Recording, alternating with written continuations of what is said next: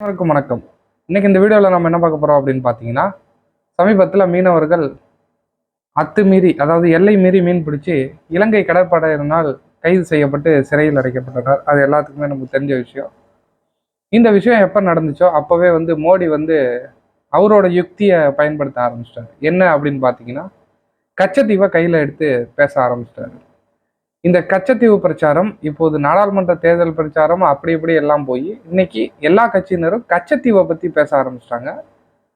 என்னைக்கு மோடி அந்த கச்சத்தீவு பிரச்சனை கையில எடுத்தாரோ 2 நாளைக்கு முன்னாடி, அப்பையிலேருந்தே திமுகவினர் மோடியை சுவிட்ச் ஆஃப் செய்து வச்சுட்டு அப்படிதான் நம்ம சொல்லணும். அதற்கு தகுந்த பதிலடியும் திமுகவினர் தந்து கொண்டுதான் இருக்கிறார்கள். இந்த வீடியோவும் இன்னைக்கு அதை பத்தின வீடியோ தான். வீடியோ முழுசா பாருங்க.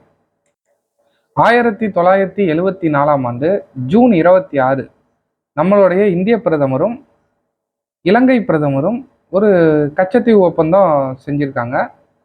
அப்படிங்கும்போது நம்ம கலைஞர் கருணாநிதி அந்த ஒப்பந்தம் செஞ்ச அடுத்த ஒரு 3 நாள்ல அனைத்து கட்சி கூட்டத்தை கூட்டி இது நமக்கு சரி வராது அப்படின்ட்டு எல்லா கட்சியினரும் எதிர்ப்பு, கச்சத்தீவு ஒப்பந்தத்துக்கு எதிர்ப்பு தெரிவித்து ஒரு தீர்மானத்தை கலைஞர் கருணாநிதி அவர்கள் கொண்டு வராரு.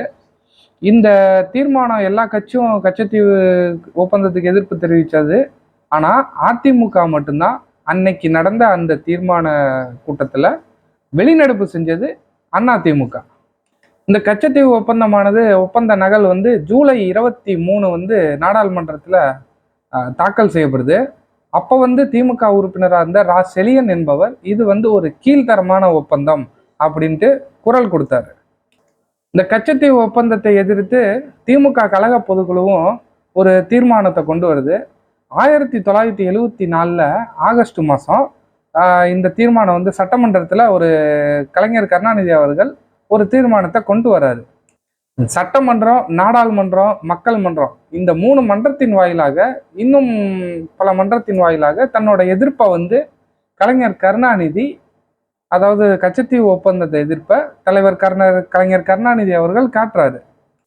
இதுதான் கச்சத்தீவு ஒப்பந்தத்துல திமுக என்ன பண்ணுச்சு, கச்சத்தீவை தாரவாத்து கொடுத்தது காங்கிரஸ் திமுகன்னு சொல்ற அடிமை நாய்களுக்கும் முட்டாள் நாய்களுக்கும் இது இதுதான் வரலாறு. இதை நீங்க ஃபர்ஸ்ட் தெரிஞ்சுக்கணும்.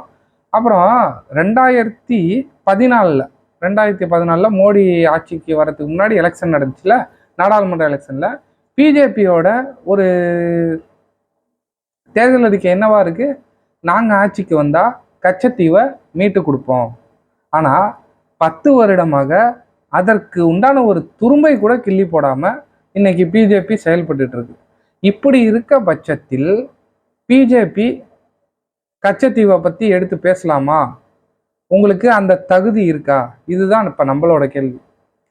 ஏன் மோடி இந்த விஷயத்த நம்ம கையில் எடுத்து பேசுறாரு அப்படின்ட்டு ஒரு நிமிஷம் நம்ம யோசிச்சு பார்த்தா, இப்போதான் ஒரு விஷயம் ஒன்று வந்துச்சு. அருணாச்சல் பிரதேசம் இருக்குல்ல, நம்ம இந்தியாவோட இந்த சைடு எண்டு, அருணாச்சல் பிரதேசத்தில் உள்ள 10 பகுதியை, அதாவது டவாங்கு அப்படின்னு நினைக்கிற ஒரு ஏரியா, அந்த ஏரியாவை சீனா சொந்தம் கொண்டாடிட்டு இருக்காங்க.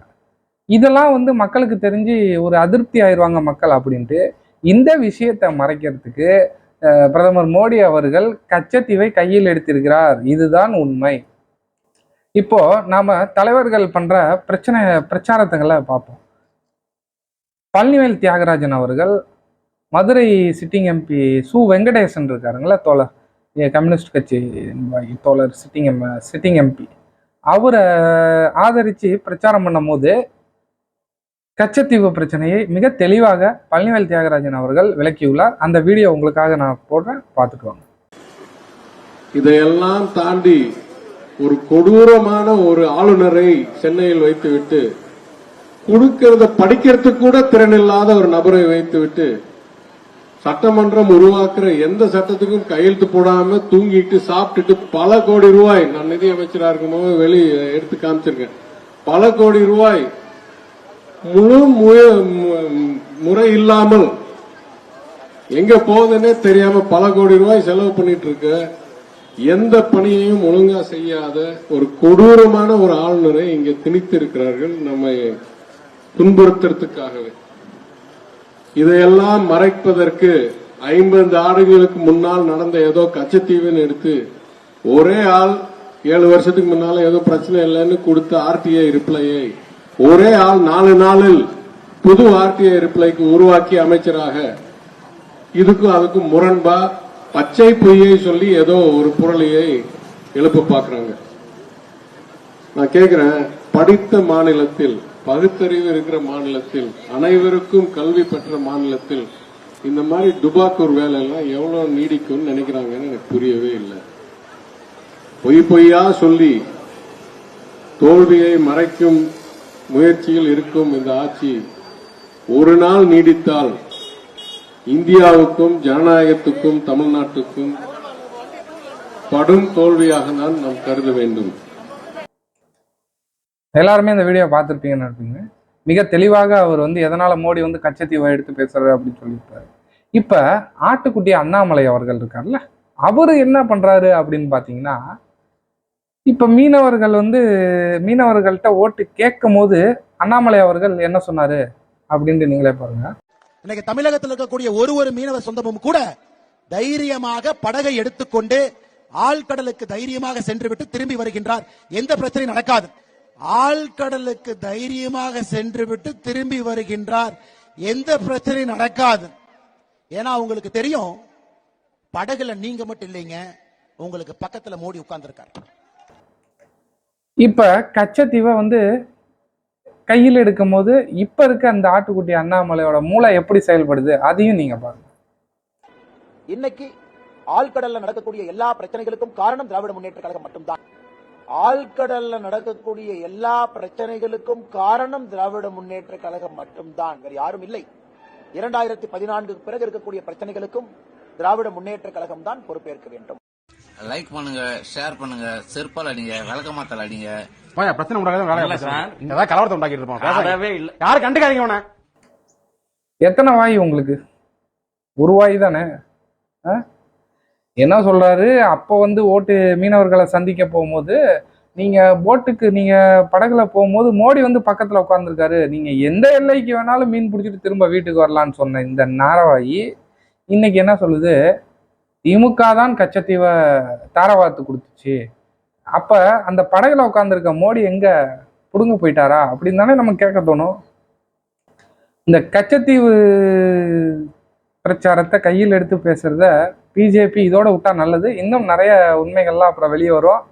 ஏன்னா நீங்க தேர்தல் அறிக்கை கொடுத்தீங்க, நாங்க ஆட்சிக்கு வந்தா கச்சத்தீவை பெற்று தருவோன்ட்டு. ஆனா இன்ன வரைக்கும் அதுக்கு உண்டான ஒரு ஸ்டெப்பு கூட எடுக்கல.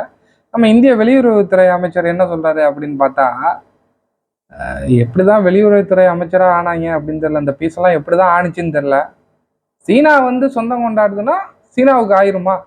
அவன் சொந்தம் கொண்டாடுறான், அவன் கைப்பற்ற நினைக்கிறான். நீ இப்படி முட்டாள்தனமா பேசிட்டு இருந்தா இதுக்கு என்ன நம்ம சொல்றது சொல்லுங்க? 10 இடத்துக்கு சொந்தம் கொண்டாடுறான், இது என்னோட ஏரியா அப்படின்ட்டு. இவர் என்ன சொல்றாரு, பேரெல்லாம் மாத்தினா அது சீனாவுக்கு சொந்தமாயிருமா அப்படின்னு கேட்கிறாரு. எவ்வளவு பெரிய நம்ம முட்டாள நம்ம எங்கெங்கெல்லாம் வச்சிருக்கோம் பாருங்க மக்களே. சிந்திச்சு வாக்களிங்க தயவு செய்து. என்ன கச்சத்தீவை மீட்க வேண்டும் அப்படிங்கிற கோரிக்கை. எங்க போயிட்டு வர? கச்சத்தீவை பத்தி பேசிட்டு வரேன். அத அப்படி ஓரமா வச்சுட்டு 2 பேரும் விளக்கு புடிச்சுக்கிட்டு இந்த சைனாக்காரன் அருணாச்சல பிரதேச ஆட்டையை போட்டான்.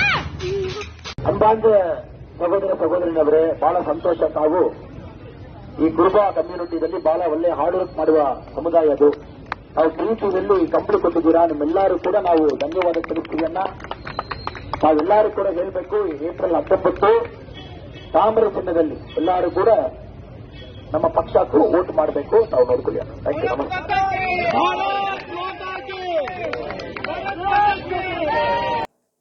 பாருங்க, கன்னடத்துல ஓட்டு கேட்கிறாரு யாரு? நம்ம ஆட்டுக்குட்டி அண்ணாமலை. அப்பவே சொல்லியிருக்காரு ஐ ப்ரௌடு கன்னடிகா அப்படின்ட்டு. இன்னைக்கு அது நிறுவனம் ஆயிடுச்சு. தமிழ்நாட்டுல எதுக்கு கன்னடா வருது? தமிழ் மொழிக்கு முன்னுரை எடுத்து நீ ஓட்டு கேட்கணும்ல, நீ எதுக்கு கன்னடால பேசிட்டு இருக்க? இந்த மாதிரி ஆளுங்கெல்லாம் எம்பியா அனுப்பிச்சு விட்டா நாடு என்னத்துக்கு ஆகும்? அதனால மக்களே சிந்திச்சு வாக்களிங்க. நாடும் நமதே, 40ம் நமதேன்னு சொல்லி இந்த வீடியோ நம்ம இதோட முடிச்சுக்கலாம். மேலும் ஒரு வீடியோவோடு உங்களை நான் சந்திக்கிறேன். நன்றி.